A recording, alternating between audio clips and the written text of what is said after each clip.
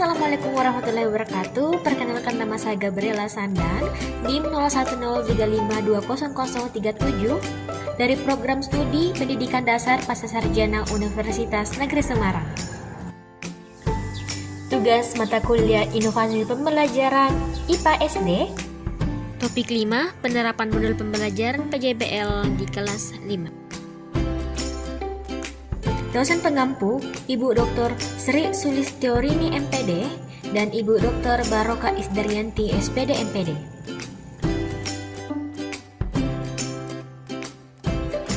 Selanjutnya, apakah yang dimaksud dengan model pembelajaran Project Based Learning?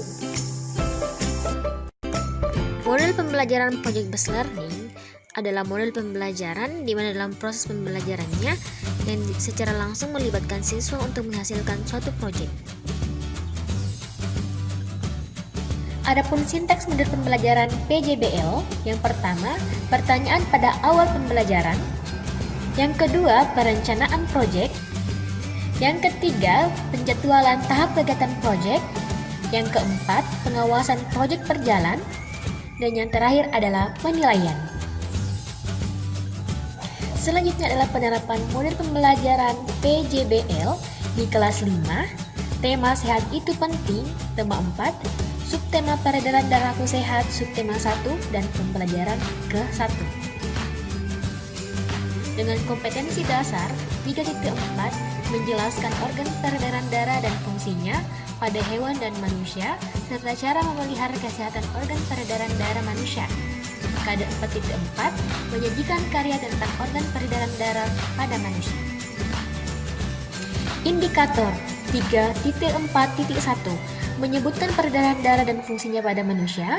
3.4.2 menunjukkan cara-cara memelihara kesehatan organ manusia. 4.4.1 membuat gambar organ peredaran darah pada manusia. Tahapan pertama, menentukan pertanyaan mendasar. Siswa diminta untuk mengamati video mengenai sistem peredaran darah pada manusia.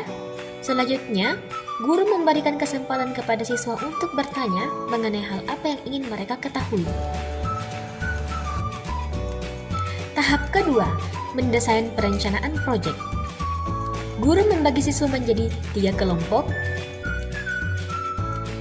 Selanjutnya, guru menjelaskan proyek tentang kegiatan siswa yang akan dilakukan dalam pembelajaran 1, yaitu membuat alat peraga peredaran darah pada manusia.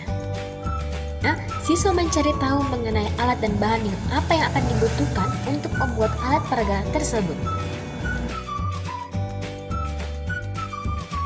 Selanjutnya, siswa berdiskusi untuk menetapkan aturan main dalam kelompok kerja pembuatan alat peraga peredaran darah pada manusia.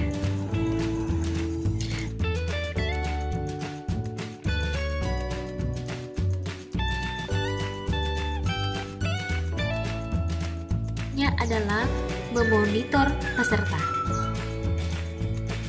Yang pertama, mengumpulkan informasi mengenai cara membuat alat peredaran darah di internet ataupun dari buku.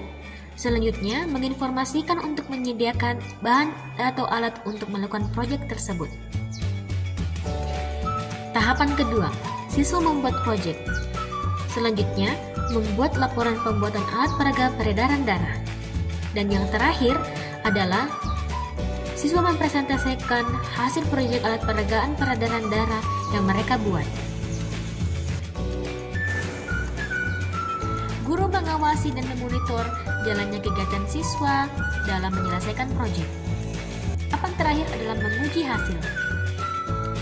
Guru meminta perwakilan dari masing-masing kelompok untuk maju ke depan guna mempresentasikan hasil proyek yang mereka buat.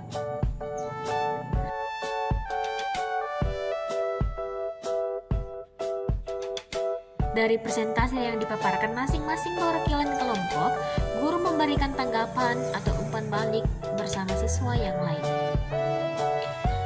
Tahapan terakhir adalah mengevaluasi pengalaman.